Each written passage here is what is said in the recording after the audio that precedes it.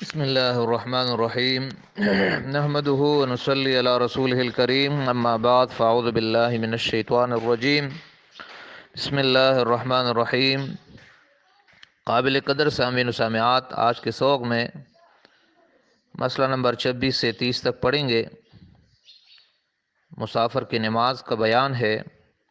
مسئلہ نمبر 26، جس محرم کو خدا رسول کا ڈر نہ ہو اور شریعت کی پابندی نہ کرتا ہو، ایسے محرم کے ساتھ بھی سفر کرنا درست نہیں ہے۔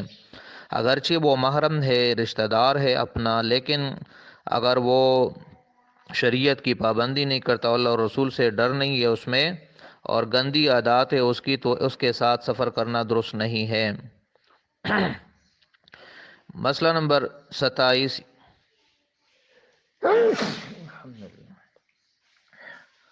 یکا یا بیلی جا رہی ہے۔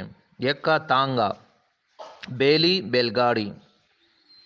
تانگا یا بیل گاڑی جا رہی ہے اور نماز کا وقت آ گیا تو بیلی سے اتر کر کسی الگ جگہ پر کھڑی ہو کر نماز پڑھ لے۔ بیل گاڑی سے اتر کر نماز پڑھ لے۔ اسی طرح اگر بیلی پر وضو نہ کر سکے یعنی بیل گاڑی پر وضو نہ کر سکے تو اتر کر کہیں آڑ میں بیٹھ کر وضو کرے۔ اگر برقع پاس نہ ہو تو چادر وغیرہ میں خوب لپٹ کر اترے اور نماز پڑھے۔ ایسا گہرا پردہ جس میں نماز قضا ہو جائے حرام ہے۔ یکا یا بیلی کی جگہ آج کل موٹر ہے، گاڑیاں ہے وغیرہ، یہ اس کا بھی حکم ہے۔ اپنی گاڑی ہے تو اتر کر کسی جگہ نماز پڑھ لے۔ ہر بات میں شریعت کی بات کو مقدم رکھے، پردے کی حد وہی رکھے جو شریعت نے بتلائی ہے۔ شریعت کی حد سے آگے بڑھنا بے وقوفی اور نادانی ہے، اللہ سے دوری ہے۔ البتہ بلا ضرورت پردے میں کمی نہ کرے کہ یہ کمی بغیرتی اور گناہ ہے۔ مسئلہ نمبر 28، اگر ایسی بیمار ہے کہ بیٹھ کر نماز پڑھنا درست ہے، یعنی کھڑے ہو کر نماز نہیں پڑھ سکتی، بیٹھ کر نماز پڑھتی ہے، تو چلتی بیلی میں نماز پڑھنا درست نہیں ہے، بلکہ بیلی کو کھڑا کر کے نماز پڑھے گی زمین پر بیٹھ کر۔ اور اگر بیلی ٹہرا لی لیکن جوا بیلوں کے کندھوں پہ رکھا ہوا ہے تب بھی اس پر نماز پڑھنا درست نہیں ہے۔ جوا وہ جو بازو ہوتے ہیں اس گاڑی کے جو بیلوں کے اوپر رکھے جاتے ہیں اس کو کہتے ہیں، جس کے ذریعے سے بیلوں کو گاڑیوں کے ساتھ باندھا جاتا ہے۔ وہ بڑے بڑے درخت کے اور لکڑیوں کے بنے ہوئے ہوتے ہیں، تو تب بھی اس پر نماز پڑھنا درست نہیں ہے۔ بیل الگ کر کے نماز پڑھنا چاہیے۔ تانگے کا، یکے کا بھی یہی حکم ہے کہ جب تک گوڑا کھول کر الگ نہ کر دیا جائے اس وقت تک اس پر نماز پڑھنا درست نہیں ہے۔ بہتر یہ ہے کہ گاڑی سے اتر کر زمین پہ نماز پڑھے، اور اگر مجبوری ہے کہ نہیں اتر سکتی تو پھر جو ہے گھوڑے کو الگ کرے گی اور بیلوں کو الگ کرے گی، تب نماز پڑھے گی۔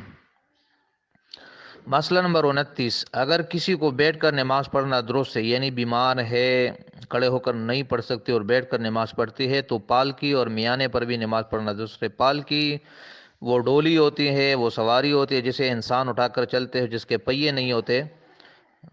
پرانے زمانے میں گاؤں میں ہمارے یہاں اس طرح ہوتا تھا کہ جو ڈولی ہوتی تھی جو جس عورت کی شادی ہوتی تھی اس کو اس پالکی میں لے کر چلتے تھے، یا جو بادشاہوں کی بیویاں ہوتی تھی اس کو بھی یہ جو کہار ہوتے تھے، مزدور اور نوکر اور خادم، وہ اٹھا کر چلتے تھے۔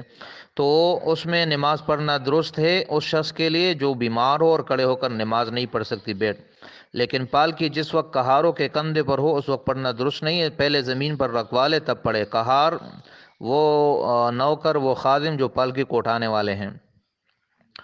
مسئلہ نمبر 30، اگر اونٹ سے یا بیلی سے اترنے میں جان یا مال کا اندیشہ ہے تو بدون اترے بھی نماز درست ہے۔ معذوری کی صورت میں پھر جیسے بھی بن پڑے، اونٹ پر بیٹھے بیٹھے یا بیل گاڑی کے اندر بیٹھے بیٹھے، تو وہاں پر اترے بغیر نماز پڑھ لے، اس صورت میں نماز درست ہو جائے گی۔